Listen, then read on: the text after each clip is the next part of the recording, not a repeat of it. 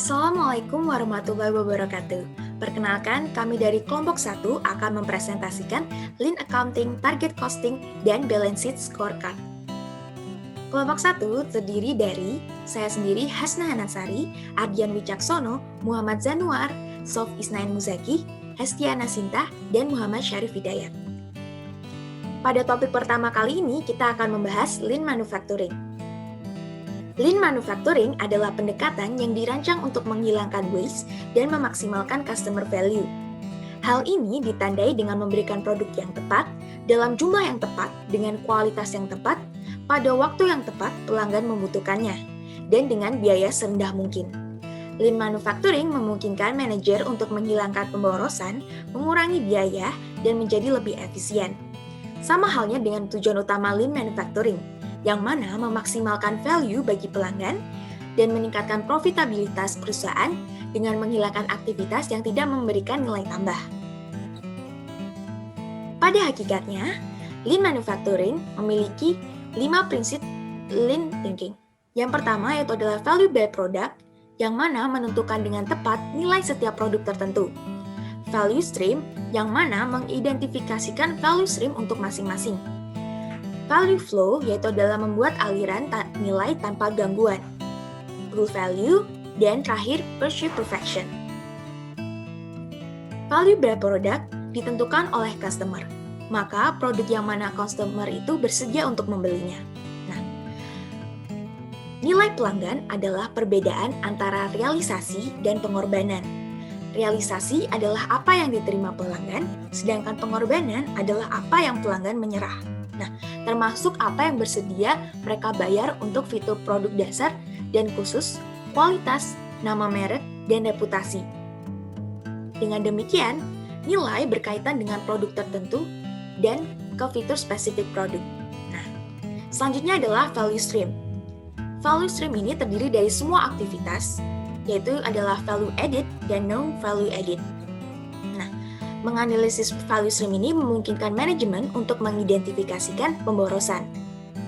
Nah, kegiatan non-value added ini dibagi menjadi 2 jenis. Yang pertama yaitu adalah aktivitas yang dapat dihindari di jangka pendek dan aktivitas yang tidak dapat dihindari dalam jangka pendek karena teknologi atau metode produksi saat ini. Nah, jenis pertama yang tadi saya sebutkan itu adalah yang paling cepat dihilangkan, sedangkan jenis kedua yang tadi saya sebutkan juga yaitu adalah membutuhkan lebih banyak waktu dan tenaga. Nah, dapat disimpulkan bahwa value stream ini adalah perusahaan yang independennya sendiri. Dan tim value stream ini bertanggung jawab untuk peningkatan, pertumbuhan, dan profitabilitasnya.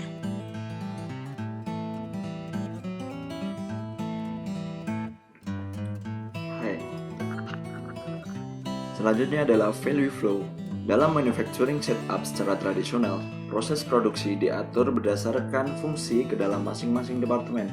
Produk diproduksi dalam jumlah besar, berpindah dari satu departemen ke departemen yang lain. Seperti contohnya, dalam departemen sales, berpindah ke departemen production, dan selanjutnya berpindah lagi ke dalam departemen distribution. Dalam proses produksi manufaktur secara tradisional, menyebabkan perusahaan kurang efisien, karena terlalu banyak waktu tunggu dari setiap proses per departemennya. Konsep Lean Manufacturing menawarkan solusi dengan cara mengurangi waktu tunggu dan mengurangi volume produksi. Faktor kunci dari konsep ini adalah rendahnya waktu setup dan cellular manufacturing. Yang pertama adalah reduce setup time. Pengurangan waktu setup peralatan dapat meningkatkan efisiensi dalam proses produksi, di mana pengurangan ini dilakukan dalam setiap proses per departemennya. Yang kedua adalah cell manufacturing. Cell manufacturing menggunakan cell structure dibandingkan departemen structure karena dapat mengurangi waktu tunggu, mengurangi biaya produk, meningkatkan kualitas dan pengiriman tepat waktu. Selanjutnya adalah pool value. Lean manufacturing menggunakan demand pool system yang bertujuan untuk menghilangkan pemborosan dengan memproduksi produk jika dibutuhkan dan dalam jumlah yang sesuai dengan permintaan konsumen. Hal ini menyebabkan perusahaan menerapkan just-in-time purchase yang sekaligus berimplikasi pada perusahaan untuk memiliki hubungan baik dengan suppliers dengan kontrak jangka panjang. Selanjutnya adalah pursue perfection. Lean manufacturing memiliki tujuan memproduksi suatu produk dengan highest quality dan lowest cost product. Dalam mencapai tujuan tersebut, suatu perusahaan harus mengidentifikasi dan mengevaluasi di mana terjadinya pemborosan atau waste. Dalam mengidentifikasi terdapat beberapa faktor. Yang pertama adalah form and source of waste. Yang kedua adalah employee empowerment. Yang ketiga adalah total quality control. Yang keempat adalah inventories. Dan yang kelima adalah activity based management. Dengan kelima faktor tersebut, suatu perusahaan dapat menentukan di mana terjadinya suatu pemborosan atau waste. Baik, selanjutnya saya akan membahas bagian Lean Accounting. Lean Accounting adalah sebuah konsep penyesuaian penerapan konsep Lean pada perusahaan. Hal ini dilakukan karena beberapa praktek sistem akuntansi tradisional tidak sejalan dengan konsep Lean Manufacturing.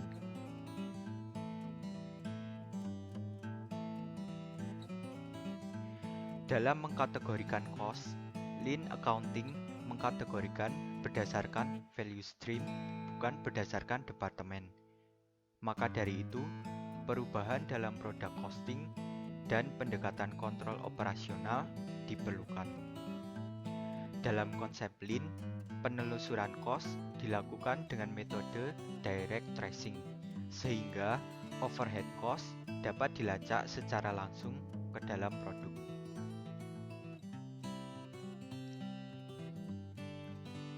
Berikut adalah ilustrasi mengenai pengkategorian cost berdasarkan value stream. Dalam setiap value stream, terdapat cost yang masuk ke dalamnya, seperti equipment, production support, operational support, fasilitas, sell labor, direct materials, maintenance, dan cost lainnya.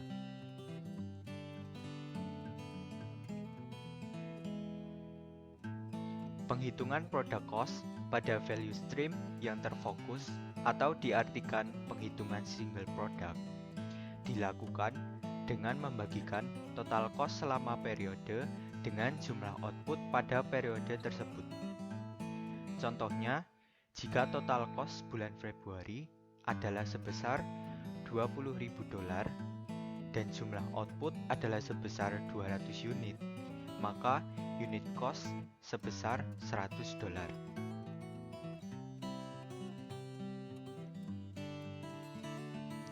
Selanjutnya, apabila menghitung produk cost dari multiple product, maka dilakukan dengan membagi total cost dengan jumlah unit yang dikirim. Maka akan terhitung unit cost rata-rata dan biasanya dihitung per minggu berdasarkan cost aktual. Penggunaan unit yang dikirim, bukan yang diproduksi ini, ditujukan untuk memotivasi manajer dalam mengurangi jumlah inventory yang dimiliki perusahaan. Dengan catatan bahwa seperti yang sudah kita ketahui, value stream dibentuk pada produk yang memiliki proses yang sama. Sehingga, apabila produk yang dihitung memiliki kesamaan pada prosesnya, cost unit rata-rata dapat digunakan untuk memperkirakan cost produk individual.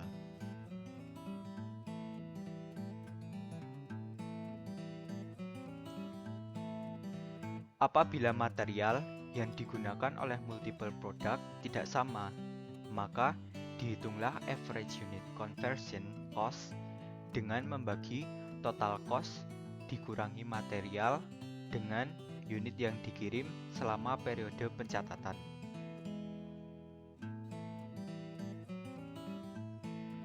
Berikut adalah contoh pelaporan cost selama seminggu oleh Allen Auto Parts. Untuk menghitung average cost unit, maka menggunakan $600.000 sebagai total cost dan menguranginya dengan $410.000 apabila mencari average unit conversion cost karena material yang digunakan berbeda.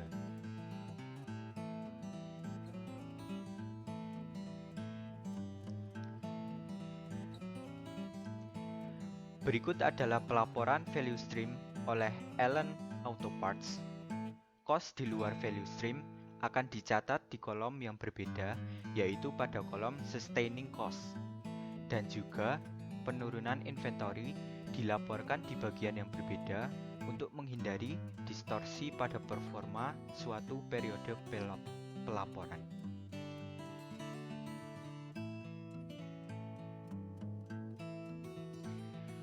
Dalam pengambilan keputusan, value stream profit dapat digunakan dalam mengambil keputusan. Contohnya seperti berikut. Make or buy decision dapat dilakukan dengan membandingkan value stream profit pada kedua alternatif.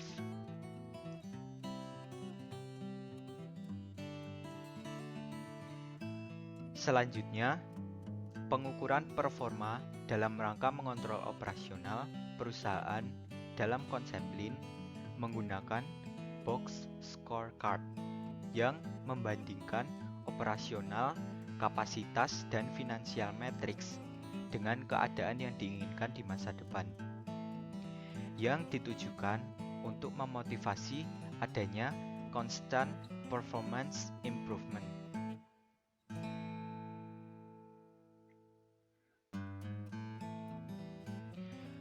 Berikut adalah contoh box scorecard yang dapat digunakan dalam mengukur efisiensi tenaga kerja yang dapat ditentukan dengan melihat unit sold per person, mengukur kualitas, dan yang lainnya. Sehingga perusahaan dapat mengeliminasi pemborosan yang terjadi dan memberikan ruang untuk adanya improvement. Yang tadi nyambung.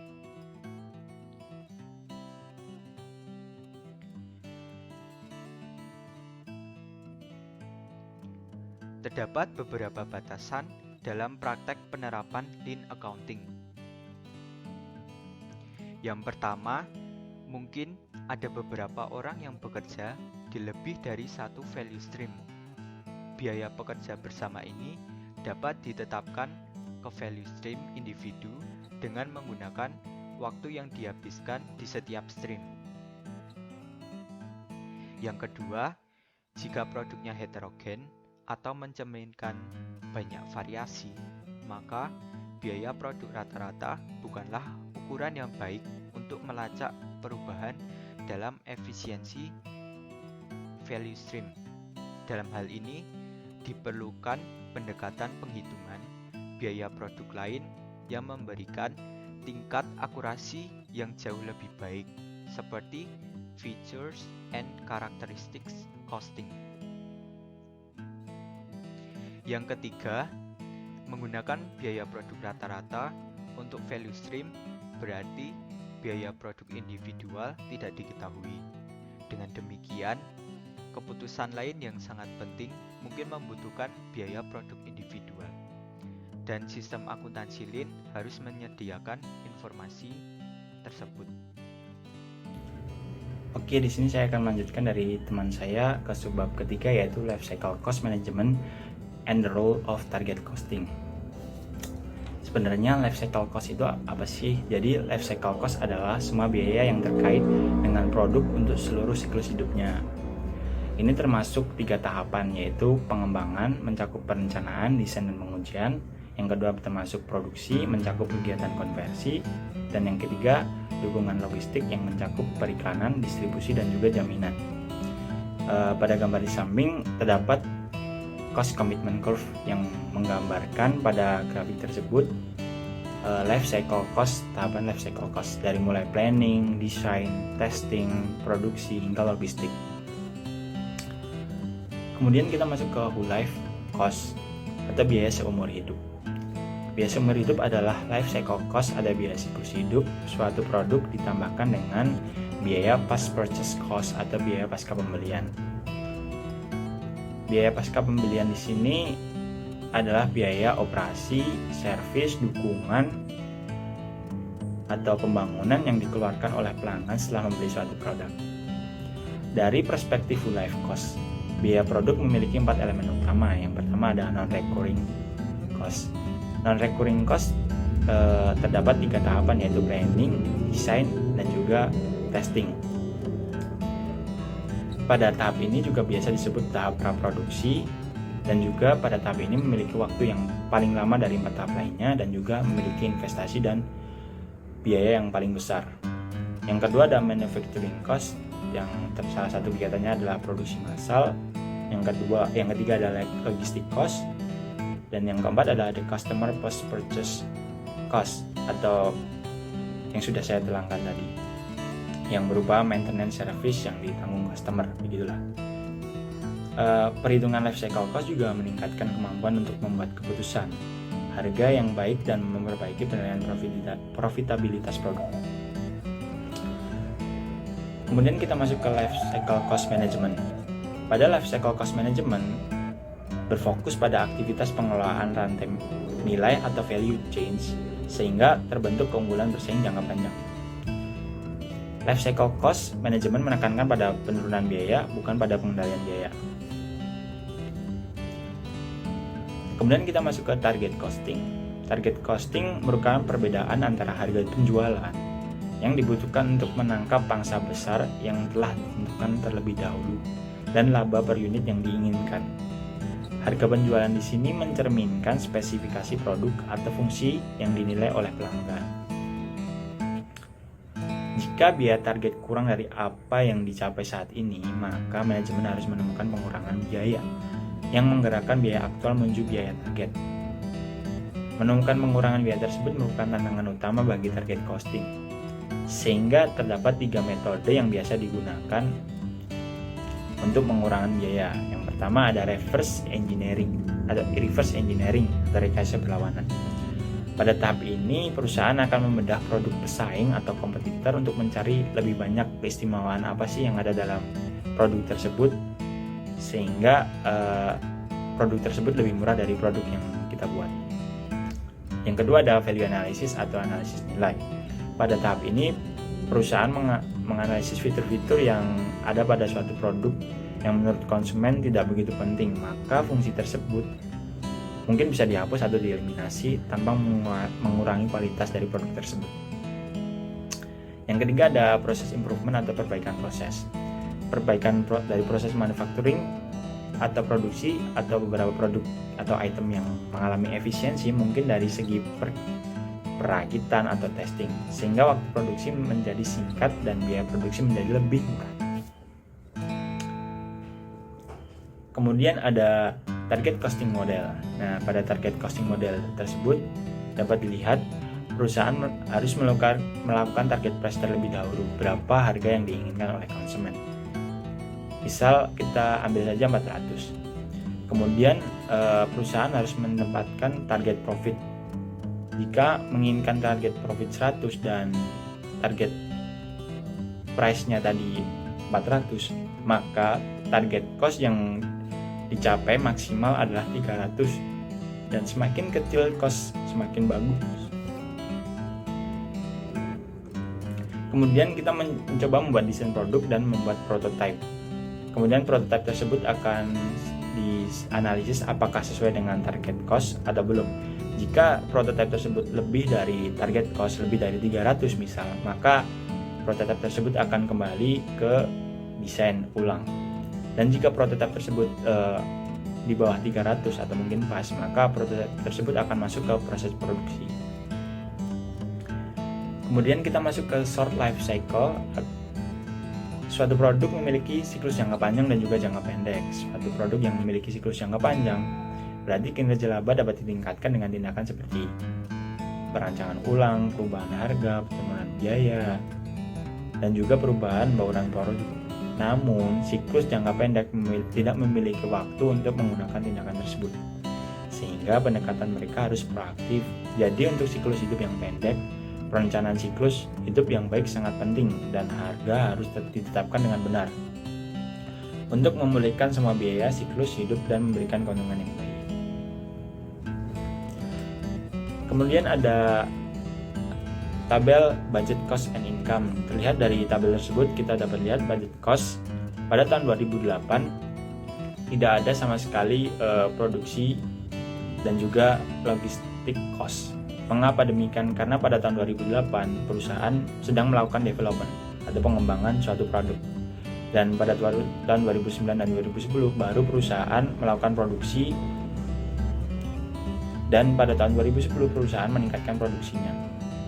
Sehingga dapat dilihat pada budget product income statement pada tahun 2008 sama sekali tidak ada revenue, bahkan malah defisit dapat dibilang karena pada tahun tersebut sama sekali tidak ada pemasukan.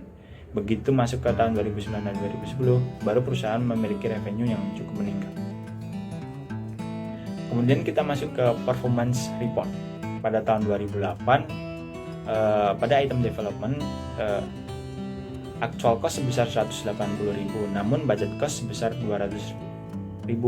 Maka selisih yang dihasilkan oleh development ini menguntungkan bagi perusahaan karena kurang dari apa yang ditargetkan oleh perusahaan.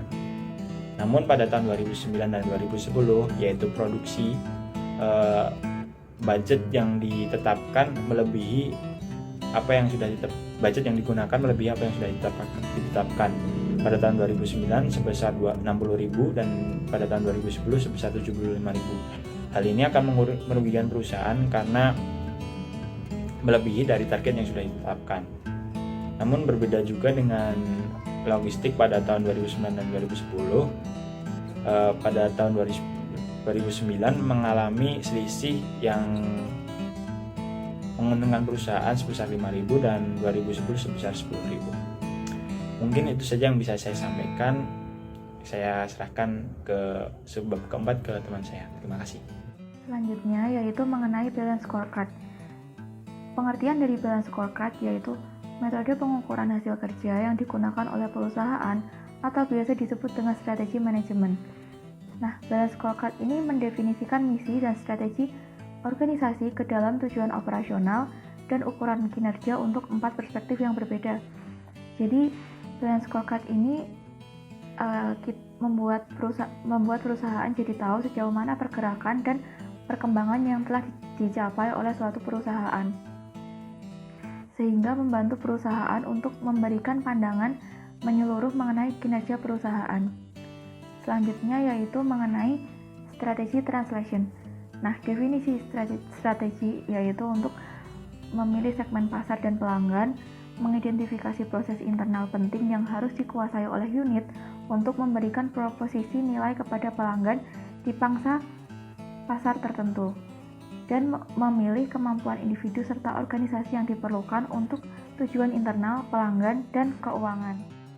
Nah, selanjutnya yaitu mengenai proses strategi translation.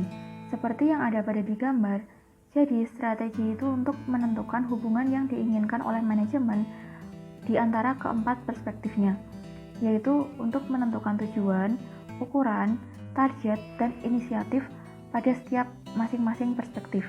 Misalnya saja pada perspektif keuangan, tujuan atau objektifnya yaitu perusahaan dapat meningkatkan pendapatan dengan memperkenalkan produk baru.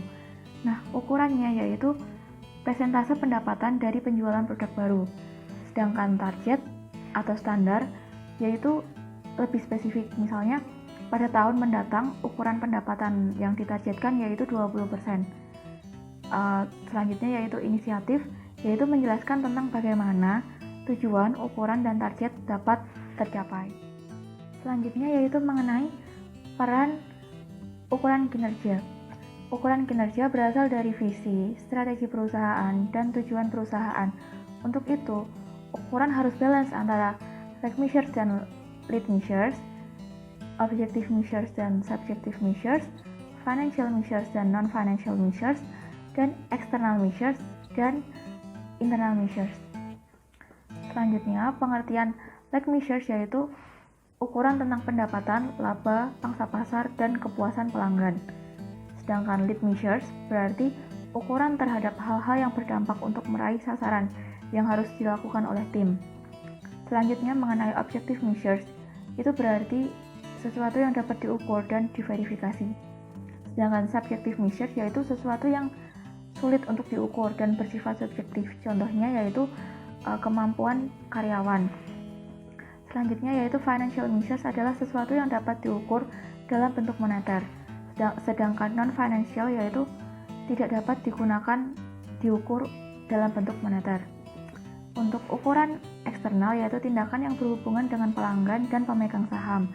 Dan ukuran internal yaitu yang berhubungan dengan proses dan kapabilitas yang digunakan untuk menciptakan nilai untuk pelanggan dan pemegang saham.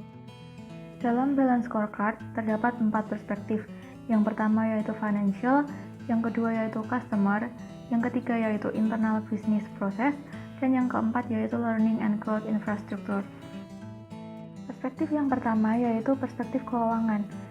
Pada tahap ini merupakan tahap pertama dari siklus kehidupan bisnis. Untuk itu, perusahaan perlu untuk yang pertama meningkatkan jumlah produk baru, yang kedua membuat aplikasi baru untuk produk yang ada, yang ketiga mengembangkan pelanggan dan pasar yang baru, dan yang keempat mengadopsi strategi penetapan harga baru. Pada tahap ini, perusahaan pada masa pertumbuhan sehingga secara aktual beroperasi dengan cash flow yang negatif dan tingkat pengembalian modal yang rendah. Sasaran keuangan pada tahap ini yaitu menekankan pada pertumbuhan penjualan di dalam pasar yang baru dan dari konsumen yang baru dan dari produk atau jasa yang baru. Selanjutnya yaitu mengenai cost reduction. Di sini berarti pengurangan biaya per unit produk, per pelanggan atau per saluran distribusi. Activity based costing berperan penting karena akurasi pembebanan biaya sangat penting, terutama untuk penjualan dan biaya administrasi. Nah, yang selanjutnya yaitu asset utilization. Tujuannya yaitu untuk meningkatkan pemanfaatan aset, karena perusahaan tidak lagi melakukan investasi lebih jauh, kecuali hanya untuk memelihara dan perbaikan fasilitas, tidak untuk melakukan ekspansi atau membangun suatu kemampuan baru. Jadi tujuan utama pada tahap ini yaitu memaksimumkan arus kas yang masuk dan ke dalam perusahaan. Perspektif yang kedua yaitu perspektif customer. Perspektif ini mendefinisikan dan memilih pelanggan dan segmen pasar di mana perusahaan memilih untuk bersaing.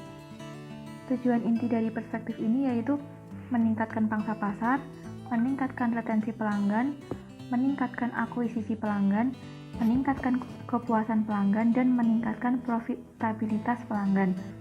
Jadi ukuran inti yang mungkin untuk tujuan ini yaitu pangsa pasar atau persentase pasar. Selanjutnya mengenai customer value, perbedaan antara realisasi dan pengorbanan, di mana realisasi adalah apa yang diterima dan pengorbanan adalah apa yang telah diserahkan oleh pelanggan. Terima kasih Sinta atas waktunya. Selanjutnya saya akan melanjutkan pemaparan dari Sinta. Yang ketiga, proses perspektif. Proses perspektif adalah sarana untuk menciptakan nilai dari pelanggan dan pemegang saham. Perspektif proses memerlukan identifikasi proses yang diperlukan untuk mencapai tujuan dari pelanggan dan juga keuangan.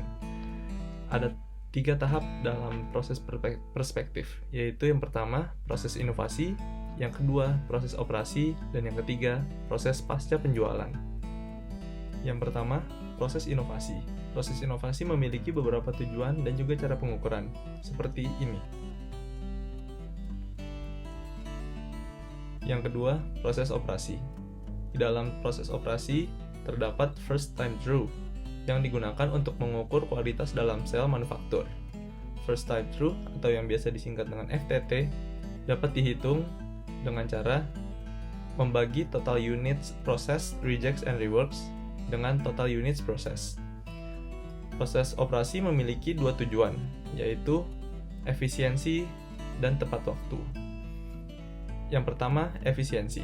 Ukuran efisiensi proses terutama berkaitan dengan biaya proses dan produktivitas dari proses tersebut. Mengukur dan melacak biaya proses difasilitasi dengan activity-based costing dan juga proses value analysis. Ukuran efisiensi adalah lean manufacturing environment, average cost, dan sales per person. Yang tujuan kedua yaitu ketepatwaktuan. Pengukuran tepat waktu yang umum adalah waktu siklus, kecepatan, manufacturing cycle effectiveness, dan day by the hour. Selanjutnya, cycle time and velocity.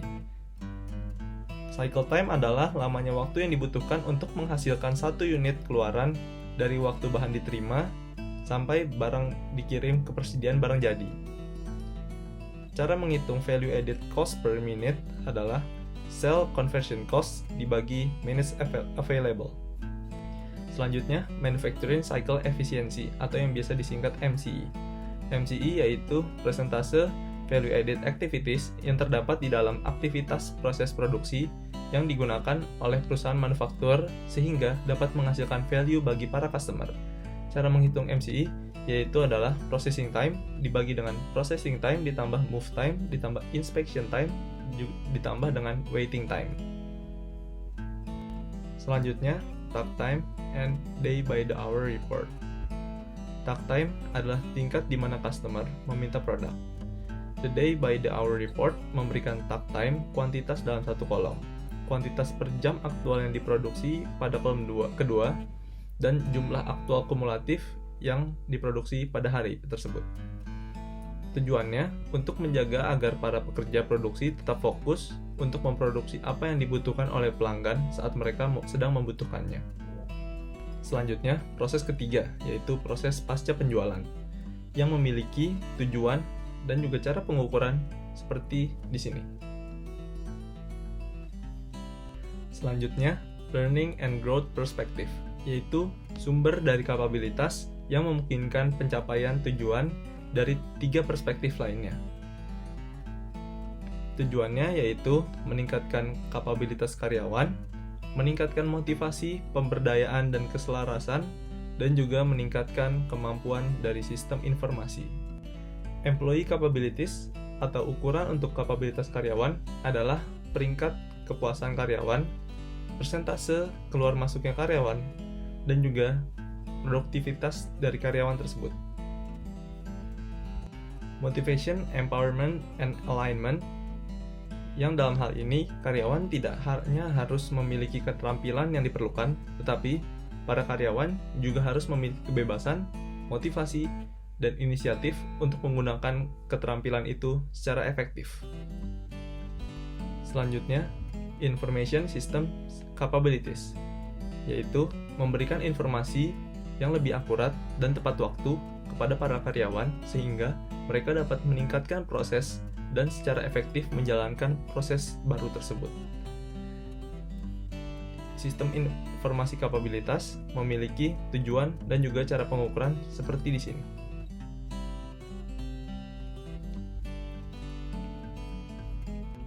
Sekiranya begitulah pemaparan dari kelompok 1 terkait chapter 15. Kami harap teman-teman dapat mengerti apa yang telah kami sampaikan. Apabila ada kesalahan kata, mohon dimaafkan.